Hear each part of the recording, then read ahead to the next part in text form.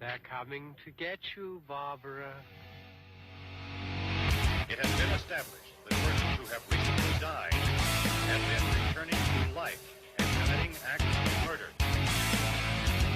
The unburied dead are coming back to life, seeking human victims.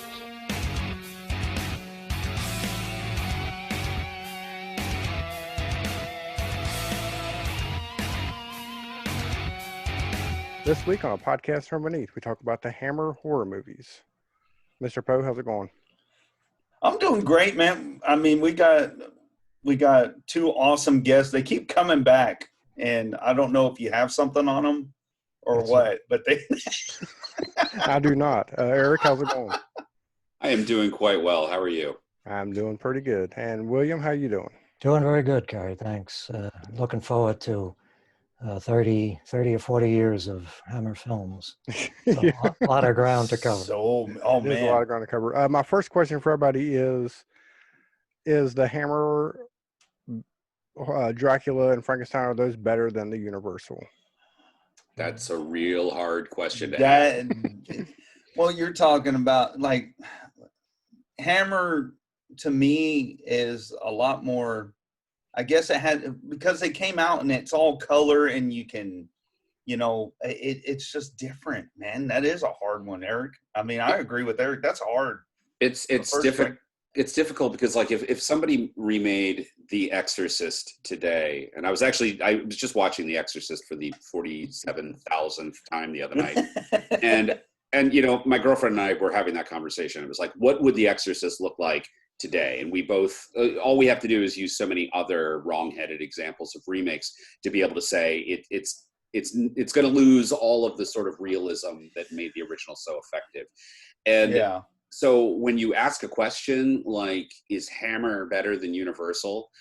It's tough to answer because it's almost the same question, but it's also different by virtue of how primitive film was in the 1930s. Yeah. You look at the difference between Frankenstein in 1931 and then you look at The Bride of Frankenstein just a handful of years later, and the way that sound is being utilized and the way that score is being utilized, same director, same everybody, but just a movement toward developing and evolving this medium. So I guess what I'm trying to say is I don't know that I would say they're better, but I feel that they are just as valid and just as, if not more, influential and important as we move into the modern horror film. Yeah, it's also one should take into account the fact that Hammer was building on what Universal had done. This is true. It wasn't really, to avoid legal problems, they said that their versions of Dracula and Frankenstein were separate adaptations of the original source material. But I don't think anybody could do a movie of Dracula in 1957 or 58, whenever it was, and not have the Bela Lugosi version in mind, because if I understand correctly, the Lugosi version was still in release in Europe and in the United States. It was still making the rounds of double bills and things like that. So Universal was a company that made A films. Hammer made B films. That's why all their films ended up being released on double bills. They weren't really meant to be top of the line stuff. And William, I think you hit that on the head just now when you said that. Whenever I think of Dracula, I think of Bela Lugosi. Yeah, he did sort of. I think that's just how, even though I'm, a lot younger than some people that have, saw these films millions of times. Whenever I was growing up, that's what, I saw Dracula as. Yeah. They would always show those on, I want to say TNT, when that channel was really going, and they would show older movies. And I always think Bela Lugosi and Boris Karloff, Karloff, sorry. And, Christopher Lee, though, I think of him too, but he's like an afterthought. You know what I mean? That's how I see it. It's also worth, thinking about the era in which the Hammer films were coming out. You had the Universal films were, as William was saying, some of them were still in release or various stages of re-release. There was talk of trying to, post-convert a very early post-conversion of the 31 Dracula as a colorized 3D film in the 1950s. So, I mean, like the Karloff and Lugosi sort of stuff was at that point probably more interesting to children in the 1950s than to adults, because horror had become, I mean, this is the same time in the late 50s of I Was a Teenage Werewolf and The Creature from the Black Lagoon, very aggressively drive-in B pictures. And horror was just sort of viewed that way. Whereas in the 1930s, there was a higher elevation of Dracula and Frankenstein and The Invisible Man and films like that due to that early period of Hollywood, and cinema was kind of still an event. But in the 1950s, it was all goofy, and Hammer so very shrewdly said, we're not making this for grown-ups, we're making this for kids, we're making this for teenagers. And as such, they created the original template for the Friday the 13th and other slasher films, in that they turned out very cheaply made sequels upon sequels upon sequels, in which we have our central bad guy who, your reason to watch this newest one is to see how is he resurrected and then how is he killed at the end. It's just like Jason, it's just like Freddy, and we're going to get to see a lot of really hot chicks sexualized. Yeah, the funny thing is that they did have their eye on the audience that was, the guys that were bringing their girlfriends to the theater. But the funny thing is that in the UK, the films were rated, they had an X certificate, which meant that children couldn't see them. So a large part of the audience that was seeing them in the United States, because in the United States, even though, usually we're seen as a more prudish country, they didn't seem to mind children seeing Dracula movies. As a matter of fact, Dracula is Risen from the Grave was the first film, apparently, that received an MPAA rating. It received a G. It did. It still has a G. I mean, even after all these years, nobody's reconsidered it. My guess is that they did not think of G rating as being meaning that it was for children. They saw G rating meaning that it just didn't meet a standard of objectionable material that would cause it to be for adults. But now, of course, it seems ridiculous. And I remember in high school, not high school, junior high school, grammar school, they showed that to us at an auditorium one time. And I thought to myself, they're going to show us a Hammer Dracula movie? Because I was aware of what was in the Hammer Dracula movie. And that's a movie that starts with a woman's body being found stuffed into a church bell. I don't know how Dracula managed that, actually. Especially not in the timeline of the previous one. But your school sounds like it was awesome. The best we got was Abbott and Costello Meet Frankenstein. I think it must have been some kind of mistake. It was some kind of mix-up, I think. Well, but what could feed into that is, touching back on the whole issue of teenagers, because if you want to look at it, what Hammer did was really shrewd. They took characters that were at this point public domain, and they didn't belong to Universal, but the trademark looks belonged to Universal.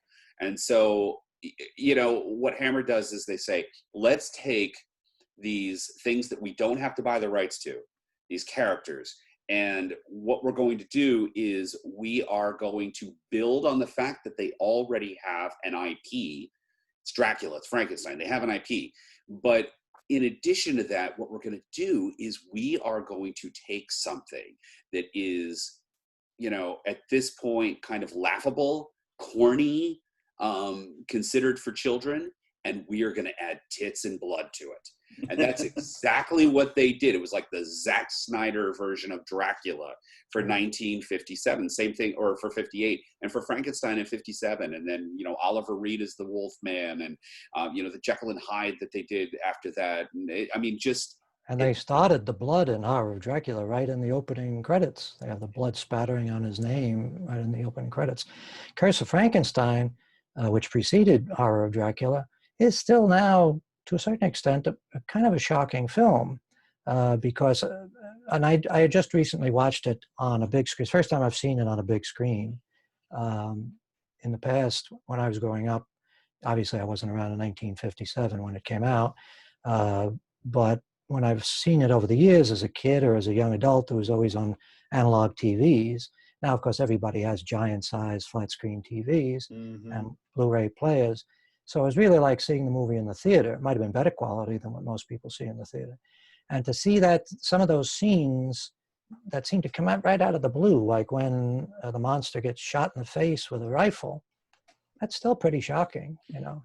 That was the example I was going to cite, because that's, I mean, especially when you think about that in context in the year it came out, you know, they didn't, you normally you fire at the monster and there's some nebulous point of impact and it falls down. Christopher Lee gets shot in the face. It's incredible. And the monster in that film, I know that some people have criticized the makeup job. I think it's horrifying, even to this day. As a matter of fact, when I was looking at the pictures of it, I know this won't mean anything to your audio-only audience, but Yeah. this face of Frankenstein, that reminded me of Linda Blair's makeup in The Exorcist. Yeah. And I That's thought to what it kind myself, of looks like. yeah, the audience of that day probably were just as appalled by the horrifying appearances of this guy. And they make it even more shocking by where the line is drawn around his neck. The body is one color and his hands are that color, but his face is a different color. Like the head has been attached from a person with a different complexion. Like, you know, Christopher, look, going off of what you said, yeah, he still does. You know, I've only watched a couple of movies. I didn't get to go through the whole thing. I got your list, which I'm going to make my way through, I promise you.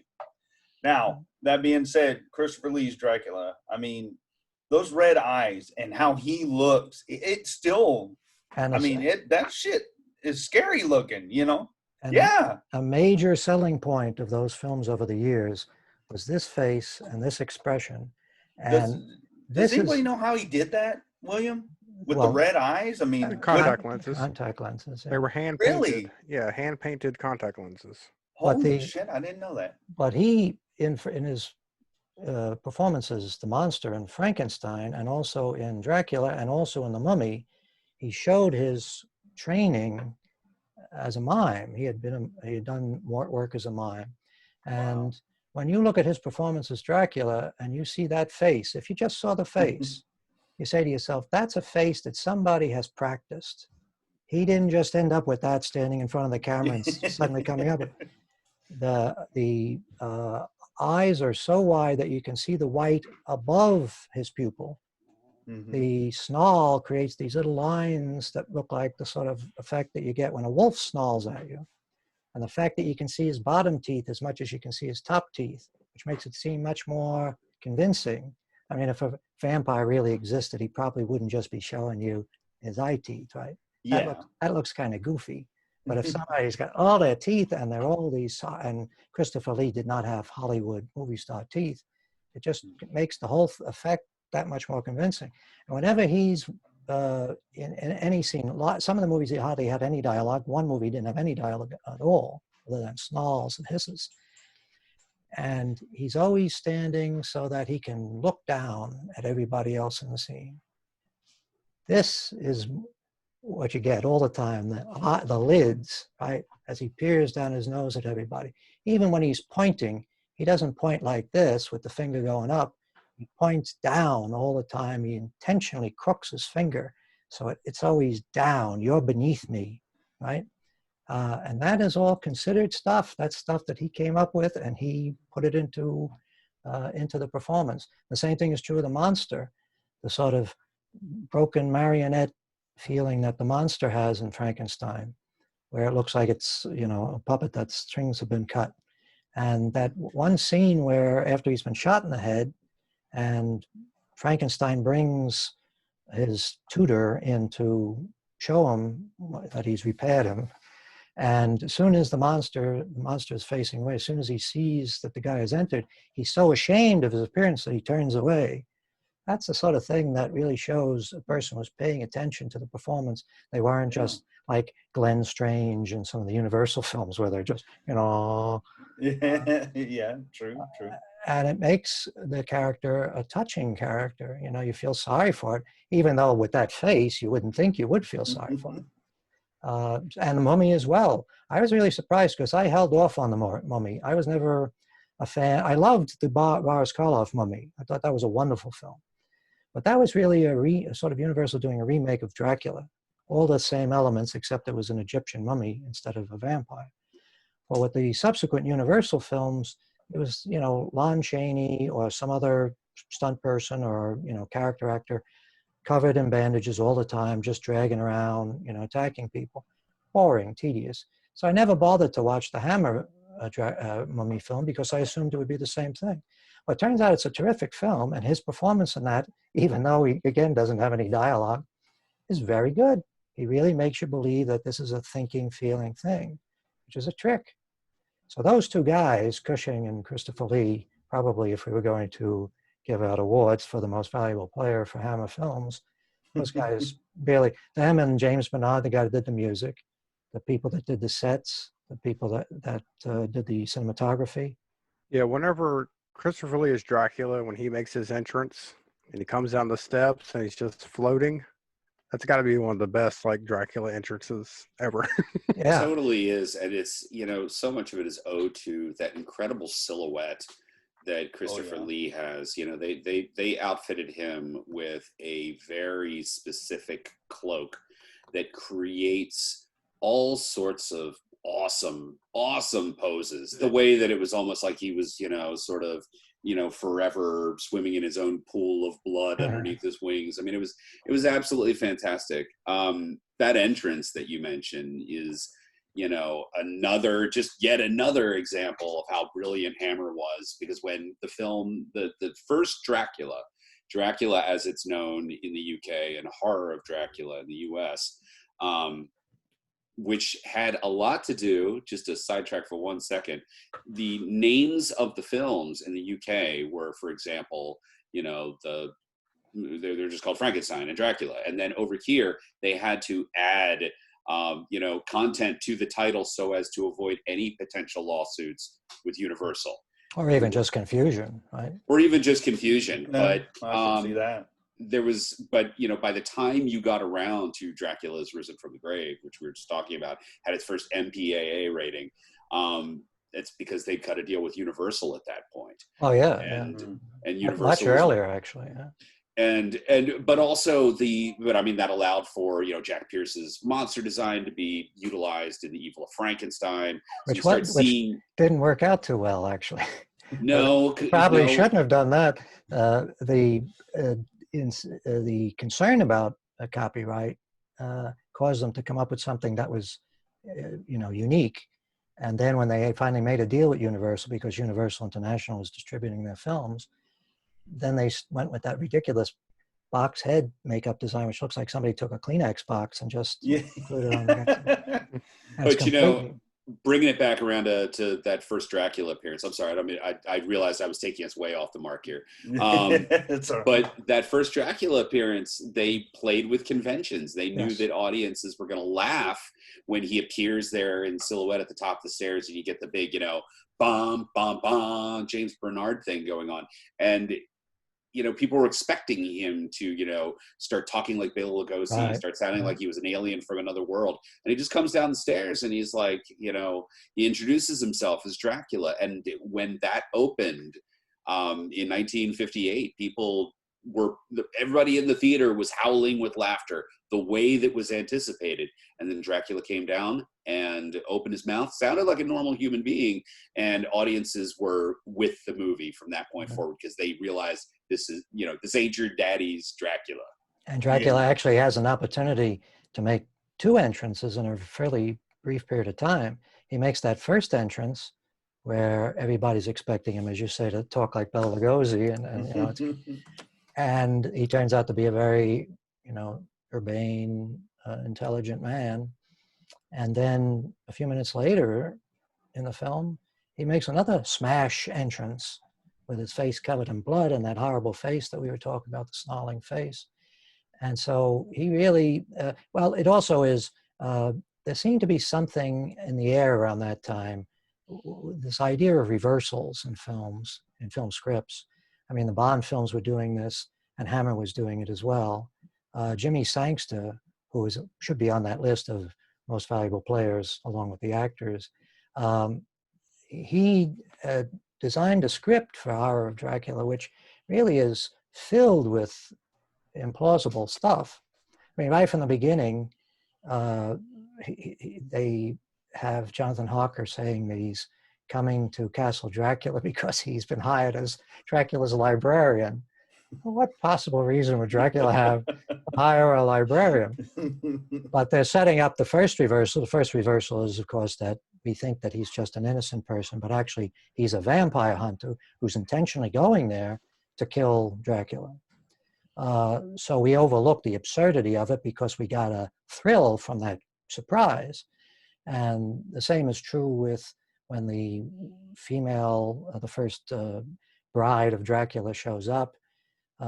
Logically, if he's a vampire hunter, he would know immediately that he should be suspicious of her and he shouldn't let her anywhere near his neck. But he does. As a matter of fact, he laughs off when she says, "Oh, you don't know how evil he is," talking about Dracula. He laughs it off. "Oh, I don't know what you're talking about," which doesn't make much sense. But again, the reversal is what's important. We're waiting for that scene where we could have Dracula burst in and have the contrast between the first time he came, just a few minutes earlier in the film, because it's a very fast-paced film. We get the first introduction to him, and we think, he's a very sophisticated guy. And the next time we see him, he's like a frothing at the mouth maniac. It is really weird the way, obviously Hammer was working with a tiny, minuscule budget. And so they were forced to cut a lot of the subplots from the film and a number of the characters. There's a lot of compression going on. Right. But the fact that, they probably came up with the notion of Harker being a librarian and vampire hunter due to the fact that they weren't able to do the sets necessary to, do the cross the ocean voyage, the Carfax Abbey and all of that stuff. So they probably said, okay, we can do this and we can get a great twist out of it. And it is a great twist. It is a twist for anybody that knows the book or even the earlier film. It's just really strange that it requires you to buy into the idea that Harker's not coming there to, sell a property and leave. Harker's coming here to stay. But if he's going to stay, why would Dracula allow him in? Why does he need his books cataloged? Like, it feels... Well, beyond that, if he's a vampire hunter and he's working with Van Helsing, why would he come there alone? Why isn't Van Helsing with him? Why don't they both arrive in the daytime? He does arrive, as far as I can see. I don't know if that's a problem with the print that I saw, but it appears that he arrives in the daytime. But Harker finds the crypt very, very quickly and is able to take out Valerie Gaunt's character, and then Dracula gets him. And which is just like, why did he and Van Helsing not show up during the day? Just come in and do it and leave. I don't understand the subterfuge. They took a story and they said, well, we have to, Jimmy Sangster said the same thing you said. He said budget was the consideration. They knew they wouldn't be able to do continent hopping story. So they had to create this, and this is something that's consistent throughout all the Hammer Gothic horrors. They create a comic opera Europe, sort of a Central European realm, which is as mythical as Middle Earth, where people can somehow, first of all, everybody speaks with a British accent. Everybody in this Holy Roman Empire area is speaking with a British accent. Yeah. They're all calling each other Heir so-and-so and Burgermeister and all that sort of thing, but they're all talking like they're Cockneys, or they're educated Brits. And if they use actual names of places, and I actually did a search online to see the distance between two of the places that are mentioned in Dracula. The place where the village that is outside of Dracula's castle, and the place where Arthur Holmwood is living with Lucy and Mina and those folks. And it's, with modern transportation, it would be a 2-day trip, including crossing a body of water. In the film, it's a horse ride away, one night maybe, on horseback, and you'd be there. So they're creating a fantasy world, and there are a lot of lapses of logic in why Dracula would need a librarian, why Van Helsing doesn't accompany Hawker, why when he arrives he doesn't go immediately searching for the crypt. I mean, the crypt is easy to find, as you say, first door on the left. It's very strange that they didn't just choose to keep the original plot in which Dracula is buying Carfax Abbey in London, and Harker does the deal with him, and Dracula leaves. And that if we can't afford to show the cross ocean voyage, somehow it's implied or inferred or communicated in that way, in order to be able to retain the notion that this is Transylvania and this is Whitby and London. But by, as you said, putting it in this strange part of Germany where everyone's British, and ditching Transylvania, at least for the first 2 films, and calling it Klausenburg, right. Or at least the area right outside is Klausenburg. Right. Which, I mean, you can make the argument that Klausenburg is on, I want to say, the first page of the novel. Yeah. It's referenced, but it's still this made up land, and it still is taking this very British sort of story and doing it in Germanic trappings. Well, there they might have also been thinking of the Universal films, because the Universal films did a similar thing. They did allow for the fact that there was distance between England and Transylvania, and you had to cross a body of water. But when you're in Transylvania, according to the Universal films, you're in a realm that's very much like what Hammer is depicting in their films.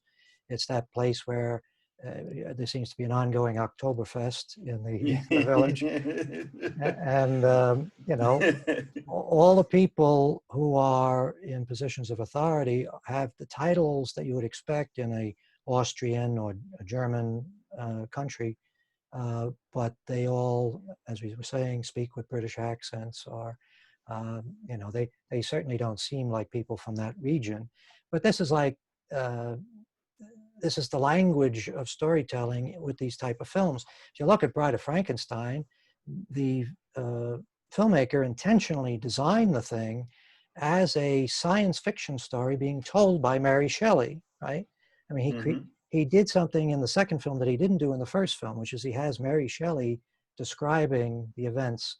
So this is her fantasy of what might happen in some unspecified future.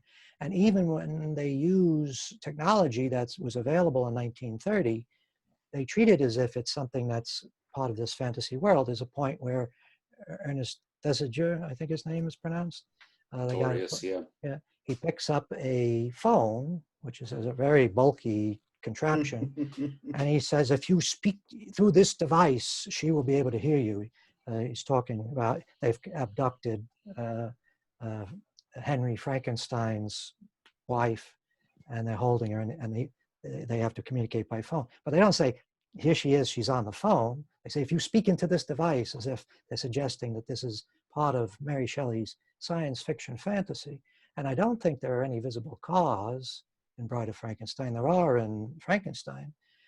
So that was the direction that the Universal films headed in. When you get to Son of Frankenstein, it's even more pronounced. I mean, that land that they were living in Son of Frankenstein is La La Land altogether. I mean, so that was what they were going with. They were saying, this is our depiction of the world in these films. That brings me to a little hobby horse that I find myself riding, which is when Hammer films eventually petered out, they were making the mistake of thinking that they were in competition with films like Rosemary's Baby and The Exorcist. 1977 comes along and Star Wars comes out. And the villain in Star Wars becomes the biggest villain in the history of movies. Mm-hmm.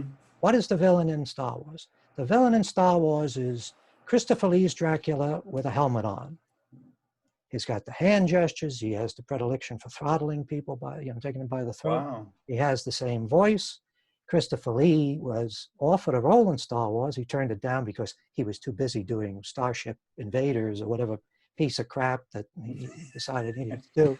Well, see, and I never thought of it that way. I'm They glad you pointed that got out. David Prowse playing Darth Vader, and they got James Earl Jones giving a voice, which sounds very much like Christopher Lee. George Lucas was very familiar with the Hammer films. That's why David Prowse and Peter Cushing both end up in the film, and eventually Christopher Lee would wise up and enter the film. All the things that became the major blockbuster franchises, Star Wars, Lord of the Rings, Harry Potter, all of those are the worlds that Hammer was developing back in the 50s and 60s and 70s. What they should have done is they should have realized we're not making horror films, because really, with the gore and all that, yes, people might have been shocked, but they never really were scary movies any more than the Universal films were scary films. They were escapist entertainment, and to a certain extent, even with the blood, people felt comfortable with these things. It was a cozy kind of creepiness and a cozy kind of horror. But more than anything, it was like a fairy tale for adults. And that's the angle they should have pursued. Instead, what they did is To the Devil a Daughter, which was an attempt to outdo The Exorcist, and that didn't work, you know. Yeah, and like you said, that you got Christopher Lee, and Peter Cushing. I mean, those guys are powerhouses, man. I mean, you watch all these old movies that we like talking about, and I just don't see a lot of actors that could hold that up now. Well, that's true. They might be considered B movies, of course, for the time they came out, and like you said, they're not really grotesque either. Not a lot of gore in them. There is blood, but the performances are what draw you in. Oh yeah, on a lot of these. A lot of these franchises, when they get started, the first thing they do is they go and they raid the British film industry, right? They find all the British actors, Ian McKellen, and the list goes on, right? And if Christopher Lee got in on that as well. He was in The Lord of the Rings. He did a bunch of Tim Burton movies. Tim Burton, another person very heavily influenced and inspired by the Hammer films. He said that his favorite was Dracula A.D. 1972. Yeah, I watched that today, actually. Well, that's a film, and those two films, the Satanic Rites and the Dracula A.D., they have their pleasures. They're not really good films, but they do have that sort of dynamic style that Hammer had even then that make them entertaining. I'll take A.D. 1972 over the Satanic Rites. Satanic Rites is when it turns into a weird James Bond style film. But I mean, I feel the same way about the Hammer Dracula movies that I feel about the Exorcist films, the Elm Street films, so many different franchises. I love even the awful ones. And Hammer is very, very interesting when you start with the horror of Dracula, for example, because we keep talking about it. And then you watch the entire run, whether that is ending at the Satanic Rites of Dracula, or if you want to be one of those total hipsters and say it ended with the Legend of the Seven Golden Vampires, in which case you're wrong, but you're welcome to say that. It's like taking a sort of tour of franchise horror from 1958 to 1974. So much changed in that time, and Hammer really helped to make those changes. But it was, up to other filmmakers and other storytellers to take what Hammer had sort of laid out and push things to the next direction. And it's very unfortunate that the studio wasn't a little bit more in the model of New Line Cinema, for example. They both were very similar in that they were these teeny tiny little entities, and both pulled themselves up by their bootstraps and became factories that were churning out product. Hammer never really changed with the times. They started off as being front runners in starting a new kind of style. But then by the end, they were sort of desperately and a little bit pathetically chasing after, what American filmmakers were doing. rather than it being the other way around. And they never really adapted or figured out what they were doing, or spent the money that they were making on, trying to create the next generation of product, something better that they would be able to sell, whether that was horror or any other genre. Well, They never did that. They just kept hemorrhaging these films. We touched on it last time we were talking about The Omen, and I mentioned that I felt that that was a film that they could have done. But the big problem was that, and I feel very strongly that this is the case, Hammer stayed in the frame of mind that they are a B-movie, low-budget exploitation film provider of programmers, stuff that exhibitors can plug in on a double bill. They never went over 90 minutes for any of their films, as far as I know. That is a major handicap. The era of double bills being an attraction for audiences, for mass audiences, that era had passed. People, when you come into the era of the sort of big blockbusters that were beginning to emerge, like The French Connection and The Exorcist and Rosemary's Baby, Jaws, Star Wars, those films were events. Nobody ever said when they got to the end of Jaws, okay, that's the first part of the feature. What's the second feature today? That was enough for anybody. You came out of those movies feeling fully satisfied, like you had a full meal. The Hammer films always feel structurally like there's a part missing, right? They set up the ideas beautifully. Dr. Jekyll and Sister Hyde is a good example. That's a very clever idea. And then it goes into the toilet in the third act because it doesn't have a third act. It's like they were constantly thinking, we got a race for curtain. We got all the thing, we touched all the bases that we feel makes this a commercial product, and now we rush to get the thing over with. How many times when you're watching Hammer films do you get the same feeling you get when you're watching the Poe films, that they're all ending with a burning building, Somehow every film, somebody sets off, knocks over a candelabra, get the same footage of stuff burning. I mean, at least Hammer was good enough to give us different footage of stuff burning. Roger Corman used the same footage over and over again for all his movies. But Roger Corman's Poe films were inspired by the Hammer films. Mario Bava and the whole Italian film industry, their horror film output started as a reaction to the success of Curse of Frankenstein and Horror of Dracula. So let's not forget AIP and Amicus. Right. Well, Amicus was an interesting thing, and I never knew this until recently. Milton Subotsky, the guy that ran Amicus, he was the guy that brought what's his name, Hines, the idea to do a new version of Frankenstein, and he had a script, and Hines read it.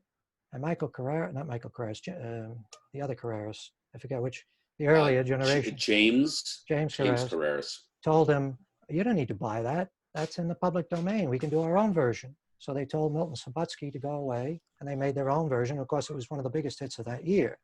Milton Subotsky got his revenge by going and forming Amicus Films and using all of Hammer's actors, Peter Cushing and Christopher Lee, constantly in their films, and being the most successful of their competitors. Matter of fact, I think Amicus was still around after Hammer had already pretty much closed up shop. And Amicus did all of those anthology films, like Tales from the Crypt and Dr. Terror's House of Horrors and Vault of Horror and all those, which were very entertaining in their own right. They also did Edgar Rice Burroughs adaptations, which are kind of entertaining. Those were coming out pretty late in the day. But AIP, which released Amicus films in the United States. I don't think AIP ever put out any Hammer films. I'm not sure about that. But AIP decided that they wanted to become an A studio right around that time when Hammer was going out of business. They said, we're going to start making a product. And American International did a big budget adaptation of Island of Dr. Moreau with Burt Lancaster and Michael York, who were big stars at that time. They did a big budget sequel to Westworld called Future World. They really wanted to become an A studio. Didn't work out, but Hammer could have made the same decision. They could have said, let's stop making these little double bill entries and let's start making big fully fledged, fully thought out feature films that would be events when they come out. And I think the success of Star Wars and the success of other adaptations of Dracula that came in the years after is proof that there was an audience for this type of stuff. The fact that we're still talking about Hammer films all these years later is proof there's an audience for this stuff. And I have a feeling that maybe the major stumbling block was that they were dealing with changes of personnel, producers and people that were leaving, heads of the company that were leaving, and they got people in that didn't properly guide the company, and that's where they ended up really foundering. They also appeared to have problems with financing. They were making deals like for the To the Devil a Daughter apparently was a successful film when it went into release. They didn't make enough money back to be able to stay in business because the deal they had with the finances of the film didn't allow them to take any of the profits, or not enough of the profits for it to be considered a successful venture for them. And I can understand that. I think any indie filmmaker knows that the deal you make with your distributor can make a difference as to whether or not you're going to make another movie or not. So that could be one of the main reasons. Maybe if they had been making money, they would have eventually found their way. But it's too bad. Of course, on the other hand, you could say that when you have a company that's doing good stuff for more than a decade, maybe that's enough, right? Maybe you don't need to continue forever. That kind of reminds me of Dario Argento's Dracula, the one that came out not too long ago. In 3D. Yeah. I mean, it wasn't horrible. What's up? It wasn't horrible. Dracula turns into a praying mantis in that. But I get what he's saying. Transitioning with what do you do? Dario Argento is probably a pretty, and I admire a lot of his work. Oh yeah. But it probably is true that his great stuff is behind him. He doesn't really have his finger on the pulse anymore. That's when you were saying that. That's exactly what popped into my mind. So maybe I was like, oh man. Just as well that Hammer closed up shop when it did, or we would have had the spectacle of seeing all these people that we love so much doing really embarrassing shit, maybe stuff much more embarrassing than A.D. Well, I don't know. Hammer could afford old Christopher Lee after getting in Lord of the Rings and Star Wars. That's true. Well, yeah, and also the last two Draculas in particular are they're pretty humiliating for everybody that's involved. I would say that unfortunately, it was like that's why I find the story of Hammer so interesting, because again, it is something that very closely mirrors New Line Cinema in a lot of ways, and right down to the sort of tragic ending as they fell apart because they couldn't sustain what they were doing. It's fascinating to see where they started off and sort of what the product was and how they were putting it out there, and then as they grew in popularity and started really focusing on a youth market, and really just amping up the sex becomes a big thing. The nudity becomes a big thing. And ultimately it isn't enough. Yeah. It just isn't enough.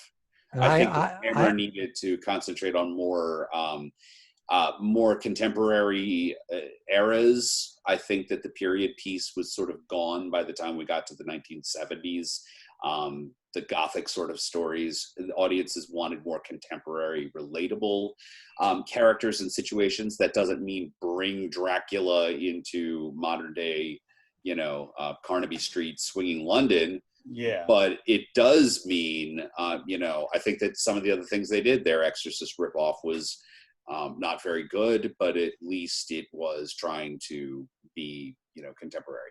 Yeah, sure. Well, Hammer is unusual as a film studio because there aren't too many instances in the history of film where one studio has become so completely associated with a particular type of film.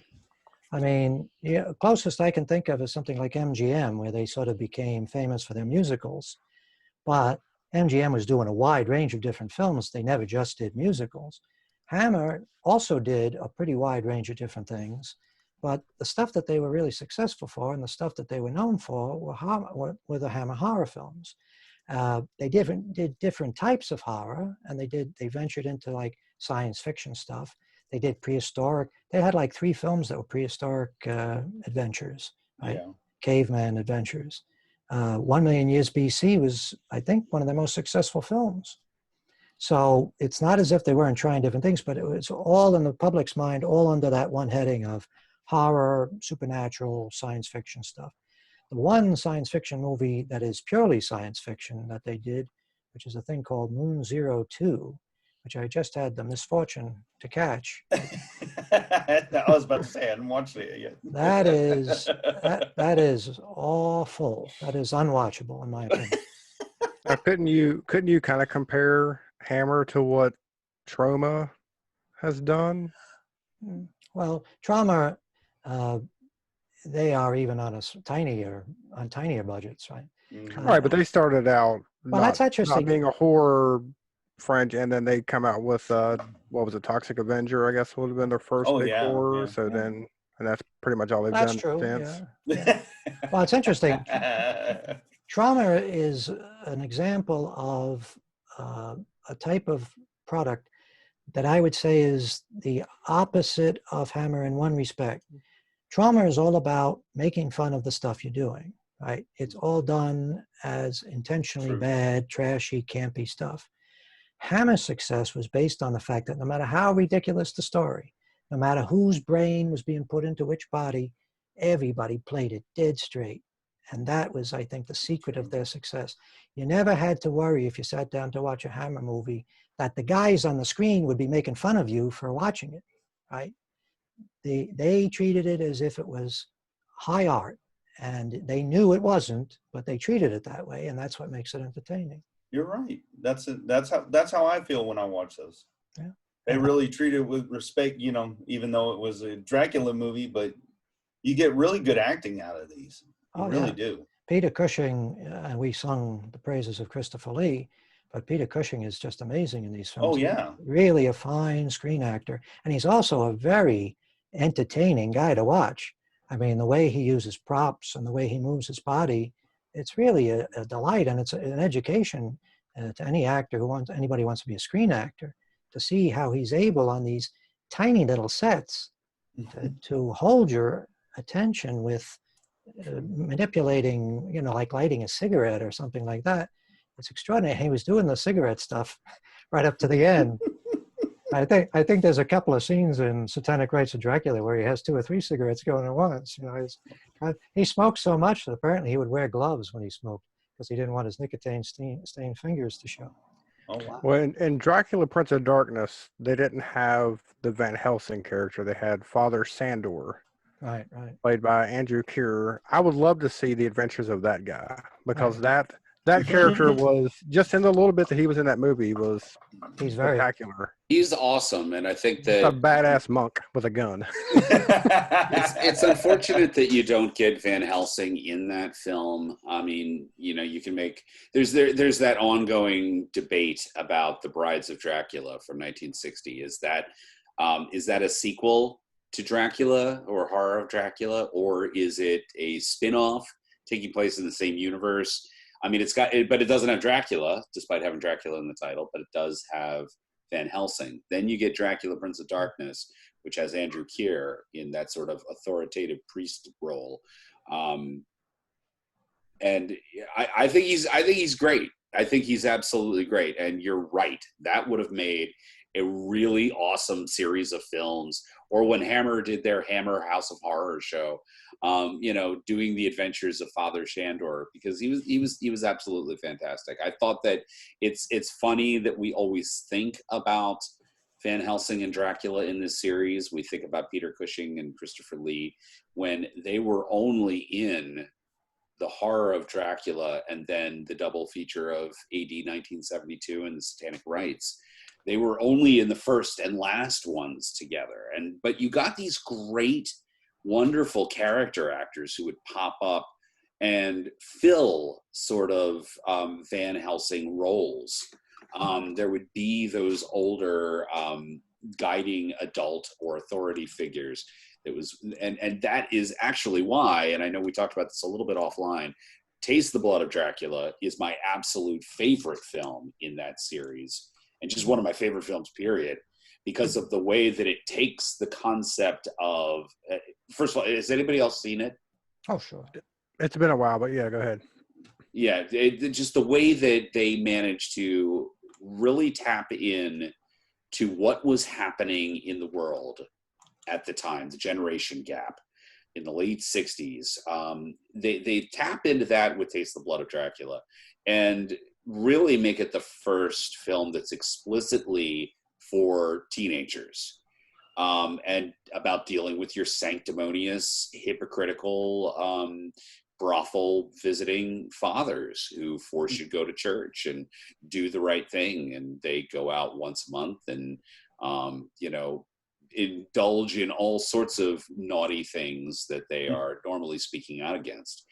And so, bringing the sins of the parents literally, the sins of the father literally into what's happening with your protagonists in Taste the Blood of Dracula is fascinating, especially when the children start turning on their fathers. In some ways, in some instances, in very, very disturbing and creepy ways. I think that film says a lot, and has some really interesting views on what was happening in the world at the time. Well, Dracula's Risen from the Grave sort of begins to approach that template that they developed of Dracula's always being on some sort of revenge mission. In the first film, you could say that this is another inexplicable thing. Dracula is in his castle presumably for hundreds of years. He seems to have everything under control. He's got some very nice ladies living with him. This guy shows up as his librarian. He manages to catch the guy and make him a vampire. So why does he leave? Why would you want to leave a castle where you're perfectly safe and travel to Claudersburg or whatever the fuck they end up with, and have your coffin in somebody's basement where you're constantly in danger of being discovered by the very guy that you don't want to discover you? And people would say, well, he's enacting his revenge, exacting his revenge. He's going after Jonathan Harker's relatives, right? He's going after Lucy and Homewood and all these people. Why? Dracula is such a petty guy that when somebody tries to attack him and fails, he still has to go tear ass and all over Europe to try to find their relatives and kill them. I think it had. I mean, and trust me, I'm not defending the decisions made in the screenplay by any stretch of the imagination. But I mean, Harker does take Dracula's bride. And, in the book, it's 3 brides. Typically, we see 3 brides, but in the horror of Dracula, they could only afford 1. So we've got Dracula's wife. Harker takes her out, and then Dracula turns Harker into a vampire and, is like, I need a new concubine, so I'm going to go, do the ultimate insult to Harker and do that with his family. It seems like a little bit of a stretch, though. And we understand, of course, that the reason why it's being done that way is because they have to get Dracula over there. There really isn't any good motivation because they've removed the motivation that Dracula had. Dracula originally wanted, and in almost every other adaptation of the book, it's always the same. Dracula wants to be in England because that's where the fresh blood is, right? He's buying Carfax Abbey because he wants to be in a country in the world that looks like it's dominating the world, right? And Dracula says this in the novel. He says, you British people, you got it all over us, all these superstitious losers around here. I want to get away from here. I want to go where the action is. And of course, what he really means, he wants to go where there's people that don't know him and don't know that they have to be careful of letting him get too near their necks. But in this adaptation, it's really just, they didn't have any choice. They had to get him out they had to get him away from his castle. It's just that there's no reasonable motivation. In all the subsequent Dracula films that Hammer did, they always give him the same motivation, which is he's exacting revenge, right?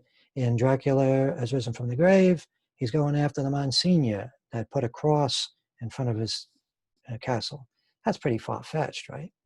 I mean, you know, you got all these people. First of all, as far as Dracula needing more concubines, he always seemed very offhand and out of patience with his girls, right? It's not like, I loved her so much, now I have to find a replacement. I'll get the guy that did this. It doesn't make any sense. It doesn't sound like Dracula. In Dracula, Prince of Darkness, and in Dracula Has Risen from the Grave, he's smacking his women around, the women that, you failed me. Throw her, get Lurch to throw her in the fire, right? I mean, I'm done with her. So it's very hard to believe that losing that woman would be such a heartbreaking thing for him that he has to go chasing off to some other place where he's putting himself at risk. But it has to be for the sake of the story. And he's a sociopath. He's a sociopath. And I mean, he's got the rest of forever to be alive. So he's like, fuck it. Let's go take a trip to Klausenborg and let's go pick up on one of Parker's family members. So kind of like he's bored, you know? He's just the same old every day, you know? Yeah. Maybe that's why he did it? Well, we could speculate, but I mean, if we want to be really honest, it really is just that that's what the story demanded. They had to get him to where Homewood and Mina, or Lucy and Mina are. You know, that's just a requirement of the story. The whole thing can't play out in Transylvania, although that's one of the weaknesses of some of the later films. They do all seem to be playing out in one place, right? I mean, Scars of Dracula, the whole damn movie seems to take place in the local tavern. You know, when I was watching that movie the last time I was watching it, as I say, Jesus, we're back here again? Why did Hammer seem to feel that the local tavern or pub is such a fascinating thing for audiences, you know? And well, really it gives us budget. You know? It gives us more wonderful Michael Ripper recurring throughout this series. But you know, I mean, I do have to give Scars of Dracula the fact that not only does Christopher Lee have actual dialogue to deliver, but I'd argue what you were saying and say that it's the first movie that I feel like we actually spend time in Castle Dracula in quite some time in the series. Scars of Dracula. Scars of Dracula, yes. It's been a couple movies since we've spent time in the castle. And it gives us different views of the castle, different places we haven't seen. But we also spend a lot of time in front of the castle for some reason. We do, against that very, very convincing backdrop. But, you know, they spend a lot of money on that, so they got to make use of it as much as possible. They do, because they were stretching everything that they had. And so when we talk about the sets, it becomes really, really obvious if you watch Hammer films, you know, which set that is that they've refurbished from which film. Mm-hmm. You know, the floor plans tend to have very, very similar layouts. You know, you see the Homewood estate is the same thing as Frankenstein's house. Well, very often the sets aren't even different from shot to shot in the same movie. I mean, parts of Dracula's castle are also used as, you know, staircases and things are also used in Homewood's house. I mean, the same bits and pieces are just rearranged, and they put in little different things. They put draperies here and, you know, piece of sculpture there to make you think you're looking in a different place. But even within the same movie, they're basically using the same set over and over again. The Bray Studio films, when they started, they were working at, was basically a big house that they converted into a studio. Apparently, the inside of it collapsed, so they hollowed it out and they built a studio inside. And one of the reasons why I love Brides of Dracula, and I think that is slightly better than Horror of Dracula, is that because they didn't have Dracula in the movie, they were really committed to turning everything up to 11.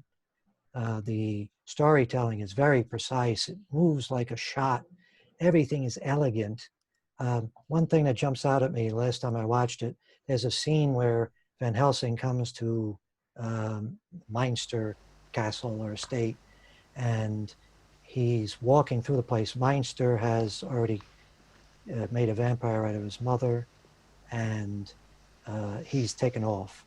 And the chain that his mother had used around his ankle is laying on the floor when Van Helsing comes in.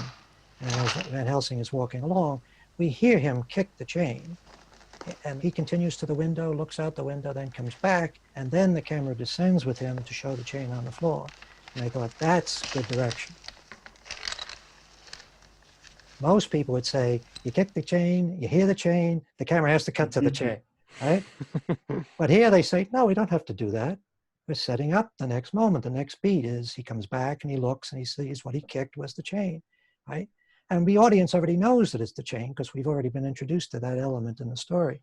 But that's the sort of clarity and the sort of economy that they had when they were doing that film. And also the cinematography is just beautiful. I mean, the richness of the color, there's so many different colors in every set and every shot. Purples and violets and reds and greens and earth, various earth tones, green and brown. It just is beautiful. And the only objection, the only thing I would say is a weakness in Brides of Dracula, besides the fact that it also seems kind of truncated, it seems to rush to its conclusion a little too quickly, but also there's a couple of shots there where you can see that the makeup for the vampire bride's face has not been continued on their bodies. And I don't know if that's something that's more evident when you see the Blu-ray version, but there's that famous scene where Greta, Countess Meister's assistant, who's this cackling old woman, she's raising one of the new brides from the ground, coaxing her out of the ground. Come on, my beauty, come on. And it's a beautifully done scene. It's still very chilling even now. But when the woman stands up out of her grave, her face is white as a sheet, and everything from the neck down is regular skin tone. Mm-hmm. So that's a little bit of a problem. I never noticed it until I saw the Blu-ray version, and now it seems more obvious to me. Has anybody else noticed this, or am I going crazy? I hadn't noticed it. Well, maybe I'm just crazy. So there was some things that I noticed, and just thinking about it. So like, we all know that like in vampire lore, they don't like the crucifix, right? Right. Mm-hmm. Well, someone had brought up before, and I don't remember where I saw this at, but they were like, if you look, there are crucifixes everywhere in architecture and, Oh, yeah. anything, right? But then I think there was a movie that brought it up and said you have to have faith before the crucifix. That's Dracula is risen from the dead. So what I liked about this was this the first time that we would see like Van Helsing grab two candlesticks, put them together, or pull down a windmill so that the shadow made a crucifix? I think they definitely went for a swashbuckling quality there at the end. The original shooting script for Horror of Dracula just had Van Helsing pulling the curtains down, and Peter Cushing, along with the director Terence Fisher, they decided, hey, wouldn't it be kind of cool if he, does a flying leap and pulls the curtains down in this sort of Douglas Fairbanks sort of style, action moment. And instead, he was also written in to just pull a cross out of his pocket. And so they made it more dynamic with the candlesticks. And it's fucking fantastic. And then they one-up it in Brides of Dracula, where Van Helsing's been bitten by a vampire, and he, cleanses the wound and cauterizes it with a combination of holy water and the power of God, and then dives on the windmill and kills Baron Meister with the shadow of a cross. That's fucking awesome. That is beautiful. Wonderful. Yeah, and I don't even mind if there are inconsistencies in the lore, because that wasn't the only example. In the first film, Van Helsing goes out of his way to say they don't turn into bats. He says it's a common misconception about vampires. The second film, there are vampire bats. In Scars of Dracula, there are vampire bats. Vampire bat brings Dracula back to life in that film. They never showed Dracula turning into a bat, but they certainly showed, or they suggested, that the bat that was attacking Van Helsing in Brides of Dracula was Baron Meister. So, and also the business with reflections. Dracula supposedly doesn't cast any reflections. Van Helsing says that they don't cast reflections. And then in the beginning of Dracula is Risen from the Grave, they have a shot of his reflection in the pool of water that the priest is looking into. Well, see, all this lore didn't it stem from Bram Stoker's Dracula? Well, some of it did, and some of it was sort of codified in the Universal films. Bram Stoker never said that Dracula couldn't get up in the daytime. He just said he had reduced power in the daytime. He has Satan's where Dracula is going about in the day. Wisely, Universal decided. But he did shapeshift and everything in that. He did, yeah. He had quite a range of powers in the book, including the ability to change the weather. I mean, he moves the ship along by creating a storm or creating winds that would blow it faster or whatever. In the Universal film, he turns off screen into a wolf. So that they retain that. He obviously is not reflected in the cigarette box that Van Helsing shows him in that famous scene in the Universal film. But shortly after, actually the very next Universal film that Bela Lugosi played Dracula in, they have him reflected in a mirror when he's attacking one of his victims. So those things they fluctuate depending on the needs of the story or how much anybody was paying attention. The idea of Dracula not succumbing to a stake to the heart because the guy who drove the stake into him was an atheist, that might have seemed like a clever idea, but it doesn't really pay off because just a short time later, at the climax of the film, Dracula falls backwards onto a crucifix, and apparently getting impaled on a crucifix is enough to kill him. They have the priest show up and say a few prayers. I guess that hurries him along. But the priest could have said that in the earlier scene as well, right? And the guy says to the young guy who staked Dracula, you have to say certain things in order for it to work. You have to be a believer, in other words. And he says, why don't you say it? And we never get an answer to that. We don't get an answer. Why doesn't the priest? If the priest sees that Dracula's been staked and he knows he's going to get hell if Dracula can get up after this, because this guy was working as Dracula's agent in the movie. He's turned against him. So he has a special reason to say, yeah, let me get out my fucking prayer book and make this work. And he doesn't. And Dracula manages to go on until the end of the film.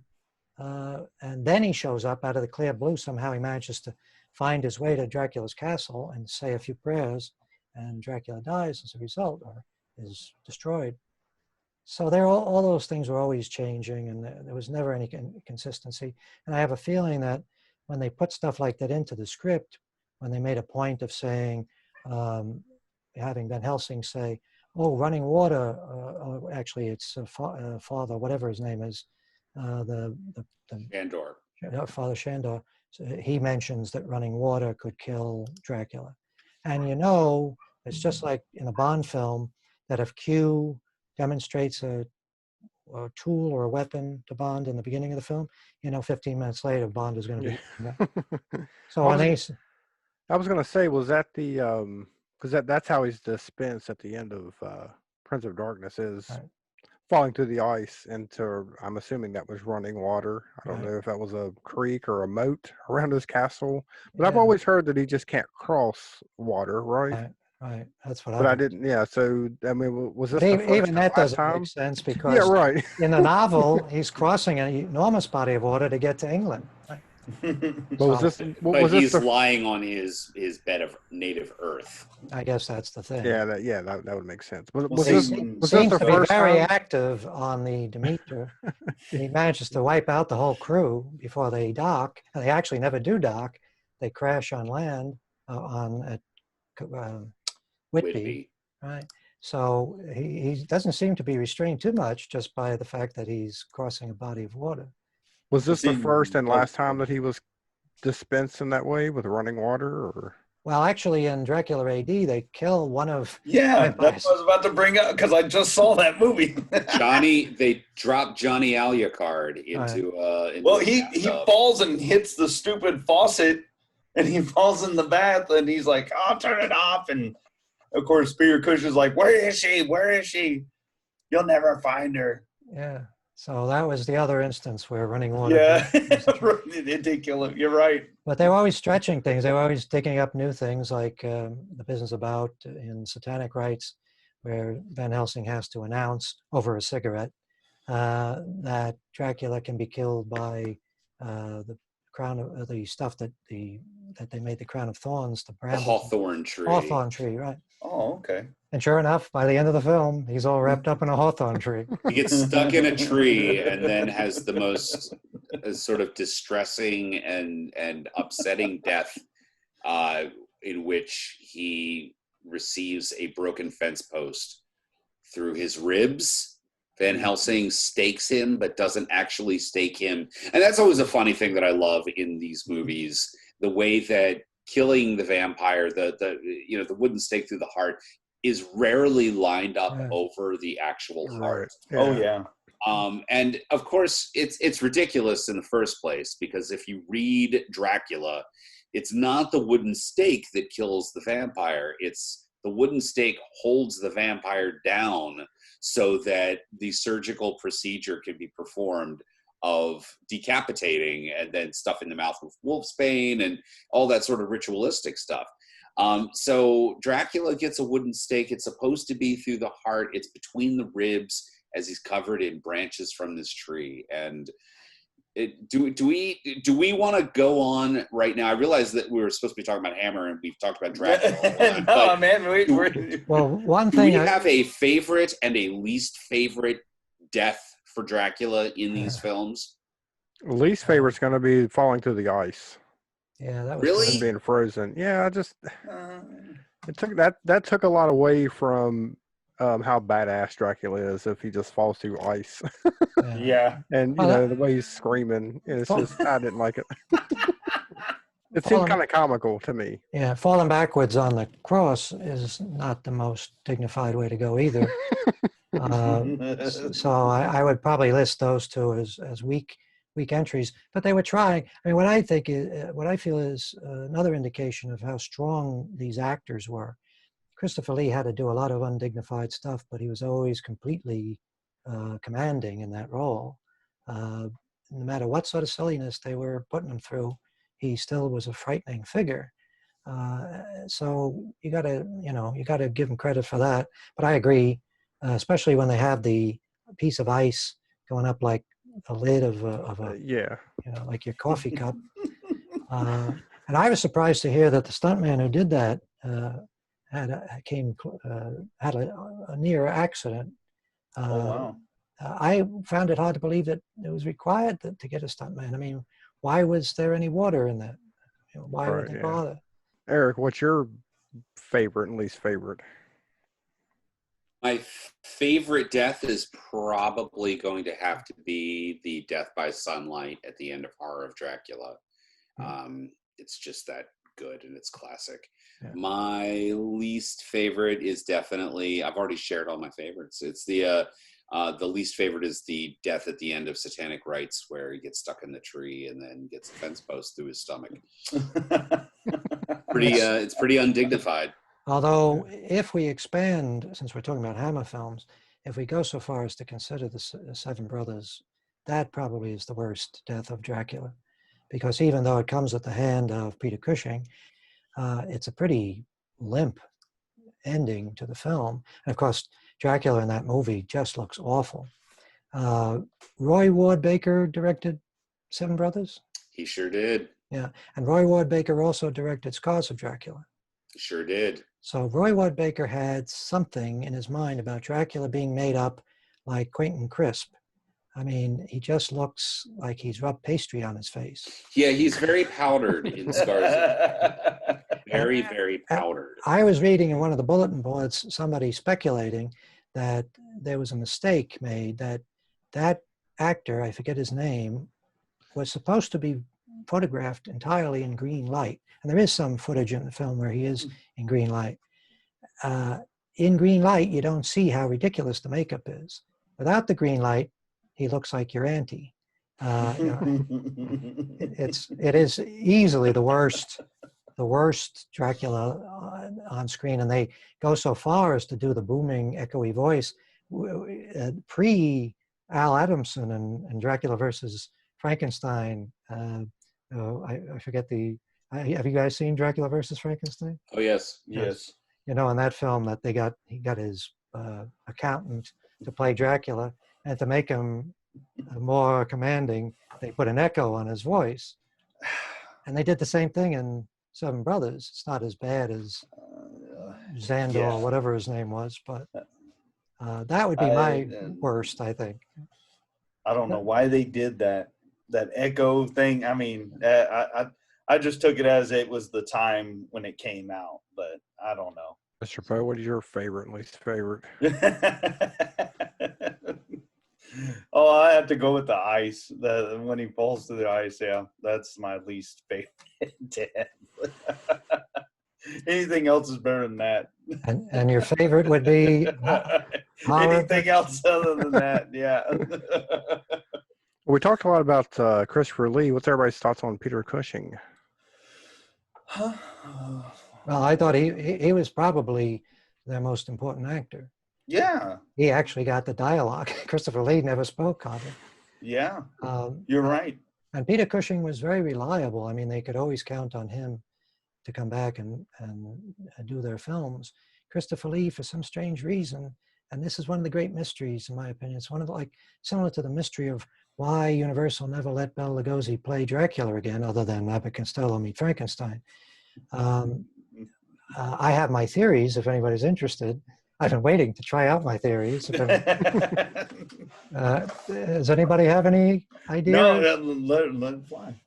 I think that some people say, well, Bela Lugosi was a very difficult person, and they didn't want to deal with him. But that doesn't make sense because he was in a lot of Universal films after Dracula. They just never let him play Dracula. They let Lon Chaney Jr. play Dracula. They let John Carradine play Dracula twice. And it was only when apparently Abbott and Costello or some other person involved in that production insisted that they get Bela Lugosi that they broke down and let him play Dracula again. I think it was because Bela Lugosi, when he played, he was a difficult person. And maybe they were hesitant about allowing him to dominate a franchise, you know, at that early stage. They didn't want to have a star to worry about. But it may also simply be that when they finally got around to thinking about doing sequels to Dracula that actually used Dracula, you remember that they made the same mistake that Hammer did. The second Dracula film didn't have Dracula. Second Dracula film was Dracula's daughter, and Dracula's body is being burned at the beginning of the film. He's not in the movie. They didn't get around to doing another Dracula movie until Son of Dracula. Right? So that's in the 40s, right? And Bela Lugosi was a man in his 40s when he played Dracula for the first time. He did not live a health-conscious lifestyle. And by the time they were getting ready to do that, they must have looked at him and said, this puffy old drug addict, he's not going to be a sexy Dracula. Right? And even though they picked a guy, they picked John Carradine eventually to play Dracula in the House movies. John Carradine was almost too young to play Dracula, I always thought. So they had to put a lot of gray in his hair and give him the gray mustache. But that's my theory. I think he just didn't look like, I mean, you see him in Mark of Dracula, Mark of the Vampire, and what was the other one he did? The other Ersatz Dracula movie that Lugosi did. It was Mark of the Vampire. Mark of the Vampire and Anyway, he did two. They were both for other studios. They were for Columbia, I guess, and MGM. And he doesn't look very good in them. He doesn't look very sexy, you know. He looked like a puffy old man. And I think that's my theory. But why Christopher Lee would be so reluctant to come back and play his signature role? I know he hated the scripts. But he could have said, guys, if I come back and do this, you got to let me bring on some good writers and we have to work on the script. I'm sure they would have been agreeable to that if they could get him back, right? Instead, he comes back and he does something like Dracula A.D. and then he badmouths it to the press. And while meanwhile going and doing Count Dracula with Jess Franco, right. which that wasn't even the worst. It's not even the worst, but it was You know, poor guy. He just wanted to play the character from the book in an accurate representation of the book, and he just couldn't catch a break with that. And you know, he thought that doing the Jess Franco film was going to, you know, I mean, that's a movie that comes up on screen at the very beginning and proudly announces that you are going to watch the very first novel accurate version of Dracula, and we still haven't seen it. Whatever Jess Franco says, whatever Francis Ford Coppola lied about when he told us we were getting the only accurate version, we still have never seen the novel on screen. If you see that in the advertising, you know that it means it's not going to be nothing like the book. Yeah. I think we've gotten a lot of versions of Dracula wherein we get elements of the book, right, and we can almost put together our ideal Dracula from those. Well, you know, they did this scene the best in this one, but they did that scene the best in that one. You can almost assemble something there. It's funny how the Hammer films, and not just Dracula, but talking about Frankenstein or, you know, some of their other sequels, it really kind of is fan fiction, isn't it? Because they're not just making sequels to properties that they developed themselves. They're taking these sort of classics of literature, doing more or less accurate translations, adaptations for the big screen, and then they just start making shit up. And it's funny where they start going and how far away it gets from the source material. And Christopher Lee wanted to do something that felt like Dracula. Well, he said that so many times, but he got opportunities in Scars of Dracula and in Dracula Prince of Darkness to do little bits of the original novel. Right? Some of the dialogue in the castle in Scars of Dracula is almost direct. It's almost verbatim from the novel. And even in Satanic Rites. At the end there, when the place is on fire, exactly. So my feeling is that Christopher Lee really had his heart set on being a Hollywood movie star. And right around that time, and he was a major movie star, and Peter Cushing and Christopher Lee for a time there, all he had to do to have his box office success was to have one of those guys in the film. The first film that Milton Subotsky did for Amicus had Christopher Lee in it. And it's a wonderful film, by the way, if you've never seen Horror Hotel, also known as City of the Dead. Wonderful, creepy witch movie, perfect for Halloween. It's in the public domain. You can find it online. Give me a buzz. I'll send it along to you if you're interested in seeing it.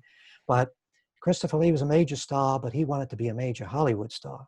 And so he was pushing his agent to get me leading man roles. And you see him doing things like Three Musketeers, which was a very entertaining film. He's very good in it. He doesn't play the leading man, he plays the villain.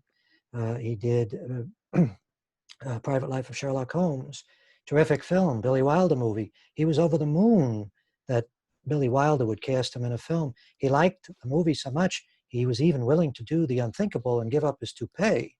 And I don't know if you guys listened to Gilbert Gottfried's podcast, but he had Malcolm McDowell on recently. And Malcolm McDowell said he had some funny stories about Christopher Lee because he worked on. Oh man, I gotta hear that. Yeah, you should seek it out. Malcolm McDowell is quite an entertaining guy to listen to. Oh yeah, I bet. But he said that Christopher Lee was the kind of guy that when he went into makeup, even if he was doing a movie like The Mummy, he would have them put the makeup over the toupee. That's the type of guy that we're dealing with here. And yet he was willing to give up his toupee to be in a Billy Wilder movie. Wow. He did Airport 77, where he got to play something of a sympathetic character. He wasn't the lead, but something of a sympathetic character. And none of that, and of course he played Pistol Scaramanga in The Man with the Golden Gun, again playing a villain. His relative was Ian Fleming, and Ian Fleming supposedly said that he thought Christopher Lee would have made a good James Bond. Yeah, I don't know about that. But he made a terrific Pistol Scaramanga. It's just not, it didn't lead to a career playing leading men in Hollywood. So he ended up going back to England. All during that time, he was trying to get away from the Hammer films. He was doing these really grade Z horror movies. I mean, he did one called the Mardi Gras Massacre, where apparently they tricked him. They told him it was going to be a documentary or something. And so he does an opening narration sitting in a chair, and they spliced that onto a serial killer movie, a low-budget serial killer movie. But that was the level he was working at. He did one of Wow. Charles Band's early movies. Charles Band, the guy that went on and did. Mm-hmm. Full Moon. Mm-hmm. So that was the level he was working on. He was doing these terrible, terrible movies. Starship Invaders is an awful movie, and it's a ridiculous to wear that absurd costume that he wears in that movie. You know, it looks like he's got an oven mitt on his head. Oh, I gotta see this now. I saw that in the theaters because I was still young and naive enough to think that Christopher Lee in a movie meant that it was going to be good. That was a terrible film. And he did that, but he wouldn't do Dracula film. Now, is there anybody has any theory as to why he would be such a fucking pain in the ass about this? Maybe because he didn't want to be typecast. Maybe he was just trying to get away from that. You know, because, I mean, the same thing with anybody else. Like, you see a certain character, like you think Indiana Jones, you already know who you think of, right? Right. But he got away from that, and he got to do other. But you always think of him as that. Maybe Christopher Lee was like, I don't want to always be thought of as Dracula. I want to do something else. But at the You same know, time, and then he was saying that he didn't want to be Dracula. Then he goes off and he does Jesse Franco's Dracula. He does a French vampire spoof where he's basically playing Dracula. He makes an appearance in a Salt and Pepper, Sammy Davis, Peter Lawford movie that Jerry Lewis directed, makes an appearance with Peter Cushing. Well, then I don't know. You can find this. I'm lost. Do you know the Salt and Pepper movies? No. I just don't. I mean, if he's going for these roles, I don't know then. Well, Jerry Lewis did 2 movies with Peter Lawford and Sammy Davis where they play buddies that go investigating stuff. There's a scene in one of them. They're supposedly in a British castle. They go to the basement. They open up the basement. Dracula and Dr. Frankenstein are standing in the basement. It's Christopher Lee and Peter Cushing. He was available to do that, but he couldn't go. There was a movie that I've seen. It came out in the 80s. I've seen it thousands of times. It's called Top Secret. Yes. It's a spoof. So there was a joke in that movie that I just recently got rewatching this, and that's when Peter Cushing has the magnifying glass to his eye. When he pulls it down, his eye is still that size, and it's the same shot from, I believe, one of the Frankenstein. All right. Where he has the so I thought that was like a cool, like I just now got that joke from this movie from the 80s. Well, I wonder, maybe the reason why that film wasn't such a big hit when it came out is because there were a lot of people that didn't get the joke at the time. Well, it was also a parody of Elvis films. Most specifically, Elvis's second film, Loving You. It was basically telling the exact same plot of Loving You, which is one of the least shown in reruns, lesser available Elvis films of his catalog of 33 movies he made. Oh God, yeah, he has a lot. Yeah, Top Secret was for nerds. That's one of my favorite spoof movies. Of all the spoof movies, that's well, you sir are a nerd. I guess I am. They had better luck with Airplane because Airport 72, which is largely, they basically did a parody version of that. That had just been relatively recently in the theaters, right? Within the previous 10 years or so. I forget when Airplane came out, but it was still in people's minds. So maybe that's why Elvis perhaps was a little too distant in the past. But anyway. Well, that reminds me of another joke in Airplane that I don't think a lot of people get. So when they wanted to make that movie, they wanted to use a prop plane. And the studio said, no, you have to make it, relative to the times, or we'll use a passenger jet. So the exterior shots of the plane flying, even though it's a jumbo jet, is you hear the propellers. They use the propellers. I just thought that was a funny joke that they put in there. I miss those guys. I wish they were still making comedies. Man. So we were talking briefly before we started about New Hammer, and we were going to talk about the remake of Let the Right One In, which when they remade it, they called it Let Me In. Yeah. Eric, I believe you were going to say something about it. We decided to save it for the show. I feel like we are the most xenophobic culturally ignorant country in the world. A Statue of Liberty, but we are the one country in the world that we don't take imports. You know, we don't take imports, and every other country in the world, they'll take whatever. They don't need movie stars. They tend to be more concerned about the quality and the content. We need movie stars whose names we know, and we need things to look familiar and feel familiar. We don't want to see people driving on the wrong side of the car, on the wrong side of the road. We don't want to see, currency being used that we don't recognize. Mm-hmm. And we definitely don't want subtitles because we are, by and large, too dumb to read. So, taking off of that, Eric, I just want to say, I know when you say we, that is a large majority. And present company excluded, because subtitles do not bother me. I know where you're going with it, though. And it's Hollywood. It's all their fault. We voted Trump into office, so we are pretty shitty. Obviously, present company excluded by all means, but yeah, we tend to be pretty shitty, and we don't want films from outside cultures. So there's another consideration. There's one other consideration, and this actually ties in with Hammer, because when they did their Quatermass movies, the Quatermass movies actually preceded their Gothic horror movies, and they were enormous successes.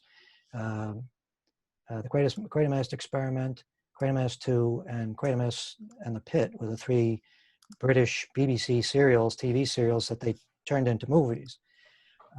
In order to get the first two made, they had to agree to have an American actor play Quatermass. They got Brian Donlevy, who even at that time, I should say especially at that time, was kind of dragging ass. I mean, he was a faded star, a faded American star. They needed an American name. And I think that it has a lot to do not just with the stupidity of the American audience, but if an American distributor is going to put the money into distributing an American film, they don't want to be taking something they got from another country, putting subtitles on it, and trying to, spending maybe $50 million or $100 million to distribute it.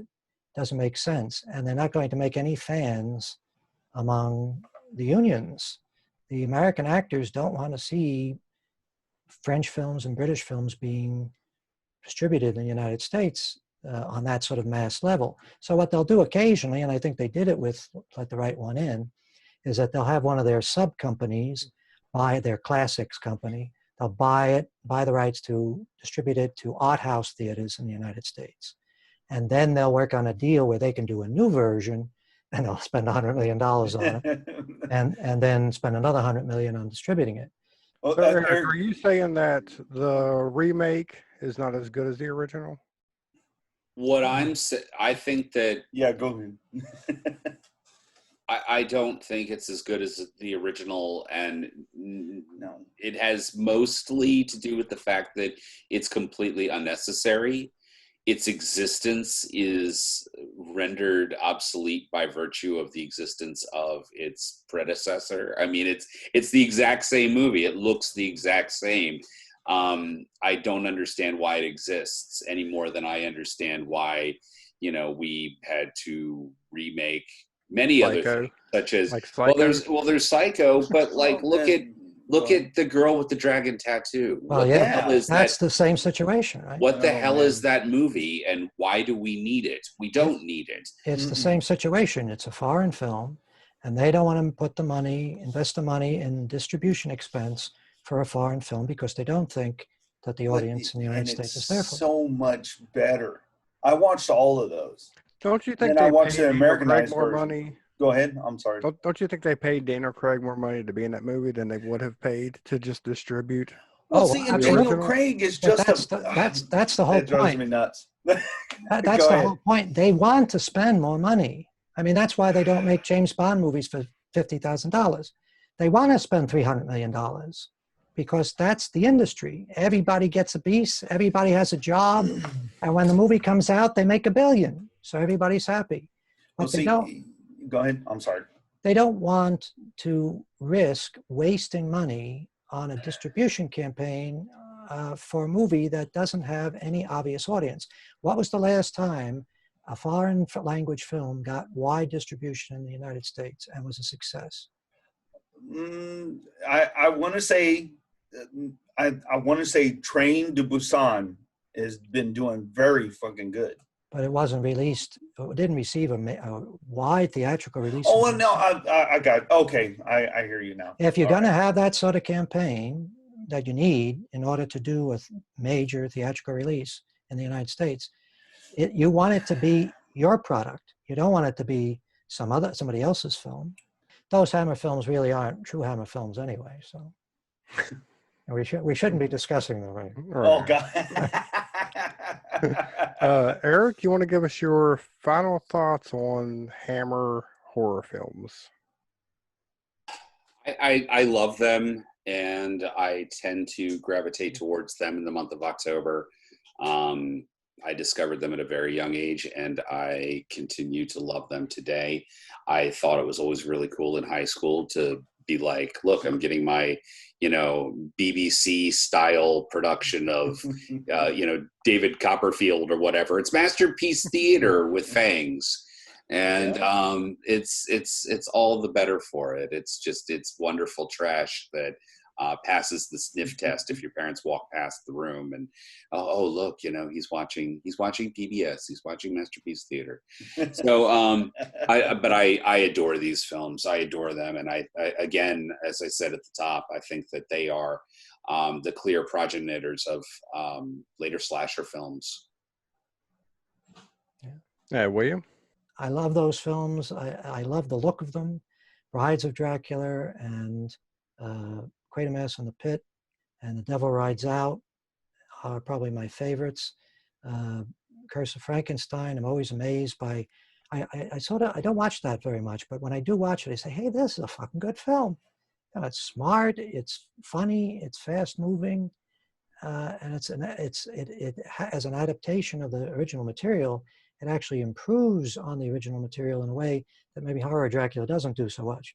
Horror Dracula has a great cast, and it's a wonderful film, but it also has certain scenes where you could sort of see the budget showing, like that interminable scene where Van Helsing is giving a blood transfusion. There's a lot of that in Dracula. It's sort of filling out in the Hammer style, filling out the running time. Curse of Frankenstein doesn't have any of that, so I would say that that's maybe slightly better. But Brides of Dracula, I think, that's to me the perfect Hammer horror film. Dracula Prince of Darkness I also like. I can see where that is an influential film in terms of the idea of having revenge movies, which became popular for a time there. Even Freddy is a revenge character, right?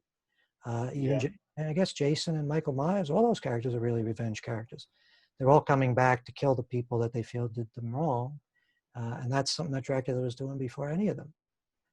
So I love those films, and I wish they had struggled on somehow and continued to make them.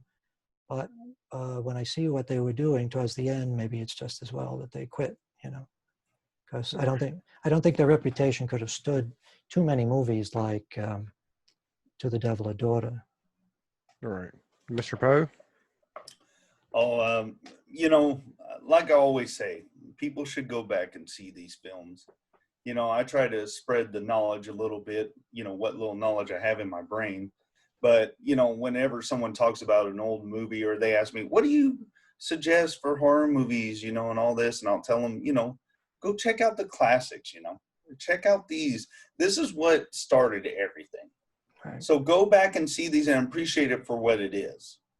And people might be surprised about how effective they are. Exactly. And like both of you guys pointed out, a lot of this stuff influenced stuff that came out afterwards, in the 80s and 90s. And even today, we got people that were influenced either by the Universal or Hammer films. Yeah. So go back and see where these original artists came from.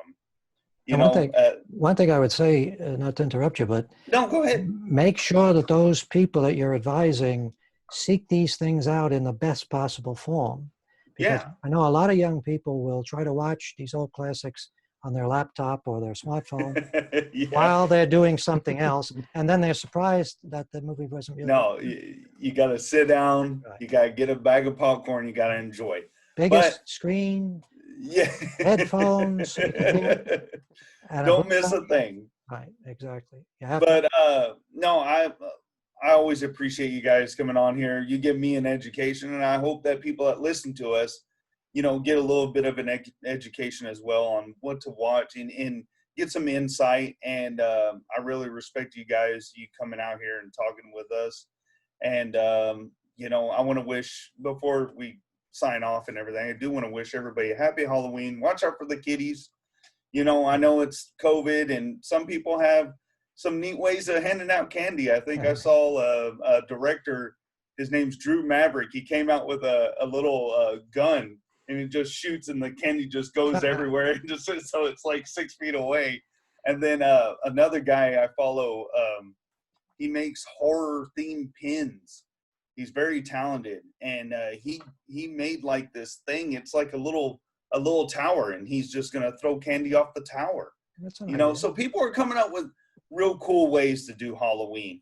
So if anything, be safe, and drivers be safe with the kids if kids are out and about. So, but again, I think you guys, man, I mean, I really get an education. You give me some insight on some films. So yeah, that's all I gotta say, man. I really appreciate it. Well, it's always a pleasure. Well, I've enjoyed Hammer films since I was a kid. Like these are like you said, these are probably the ones you shouldn't be watching as a kid, but I always enjoyed them. Of course, when you see them as you're older, you start to appreciate the cinematography, like like William talked about. And I don't know. I know we say they're low budget. I don't know how low budget they were back then, but their sets were just spectacular. And the filming locations that they had, I don't know if they filmed some of these in real castles or not. No. They But filmed around where their studio was. They just went that's what I'm out. saying. But I mean, Yeah, they did a good job. Yeah, it gave you that you felt like you were there in Yeah. whatever part of the world they were supposed to have been in. And the blood, I'm thinking that did they use the same blood from? I think George Romero, whenever he made Dawn of the Dead, I think they got their blood from like Kodak or something, and it looks really red. Well, they used to call it Kensington gore. I guess it came from some prop supply place or makeup supply place in Kensington. But or maybe they were in Kensington. Is that area that Bray Studios is that in Kensington? I think so. I think you're right. Anyway, that blood was a little too garish, but it was meant for Technicolor or Eastman color film, and I love the look of it. I mean, I know it's not realistic, but it's still fun. Yeah, it added a lot to the movies, and I would say the Dracula, when it comes to any Dracula movies, Hammer is probably my favorite. Christopher Lee's my favorite Dracula. Oh yeah. And I enjoy all these. I really wish I could sit down and watch a lot more of them, but like we said, there's so many. I even started watching the TV show that they had, the House of House of Horrors. Hammer House of Horror. It's fantastic. Yeah, that's like really good stuff there. So I think they've got it on. I think I was watching on Prime, maybe. I can't remember. Shudder, one of the streaming services. It's on there. But yeah, I recommend anybody check any of these films out. Yeah. They are really, really good. If people approach these things with the same attitude that they approach The Lord of the Rings or Harry Potter, or stuff like that you're entering into a fantasy world, it's not meant to be realistic, I think people would enjoy it. Sure. Even 100%. Oh, yeah, definitely. So, Erik, what do you got coming up, and where can people find you on the internet? I'm actually doing I'm not sure when this is going to go live on the air, but I'm doing a live stream of Butterfly Kisses on Saturday the 30th of October here in year of our Lord 2020. I'm working on some scripts and talking to some people and coming up with some potential ideas. So hopefully I'll be shooting something next year. Hell yeah. Nice. William, what about you? Well, I'm still working to get my first film, Sleepless Nights, re-edited. and I hope that'll be out in 2021. Is that what's coming up now? Yeah. Next year. And Demon Resurrection is still available on Amazon Prime, and I think through the good offices of Aaron, it's going to be screened on B Movie TV on Yep. what is it, November 3rd or 4th? November 7th at 10 p.m. Usually it's Saturday Night Terrors at 10 p.m., but the host is taking a break, so Demon Resurrection will just be playing itself, but I'm thinking about doing a live thread so people can comment during the movie, and if you want to be a part of that, William, that would be super awesome. All right, well, because I think people are really going to dig this on that channel. well, I hope you're right. If there's going to be a live, if there's going to be a live feed, yeah. I hope they like it. No, they will.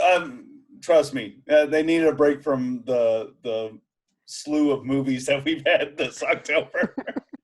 No, your movie I think will do very well. That's why I wouldn't even approach you if I didn't think it did. But I'm glad to hear I really think people will like it, especially on that channel, and I really appreciate you. Yeah, I was going to shout that out before we left. Well, I appreciate you putting me onto that, because that's a great opportunity for us to get the word out about the film. Oh yeah, most definitely. That's what that channel needed, and that's what they've been doing for a little while. And we show trailers. I mean, if you got a movie trailer you want to show, anything, we try to get it out there for people. That's and great. No, it's going to be awesome. So we'll set something up, William. If you're available when it comes out, when it airs, we'll have to do something like that. Well, maybe when my first film is finally available, you can do something similar. Oh, hell yeah. Yeah. That'd be awesome. All right. So, Erik, thank you again for coming on here and talking Hammer horror with us. We love having you on here. My pleasure. Thank you for always having me back. Means a lot. Oh yeah, and William, same to you. It's always great having you on here. You're such full of you're like a museum of horror movie. Yeah. I feel like I'm like a documentary just sitting there. It's usually when people start the sentence, William, you're full of, it usually ends differently. But I'm glad to hear that. When we have both of you on here, I'm like, I don't know shit, but I love it because I get to learn about it. So. Well, but Erik and I have spent our lives doing this. I don't know if that's necessarily a good thing, but I enjoy having both of you guys on here. I'm sure we'll have something else come up in the future where you can both come back on here. Oh, for sure.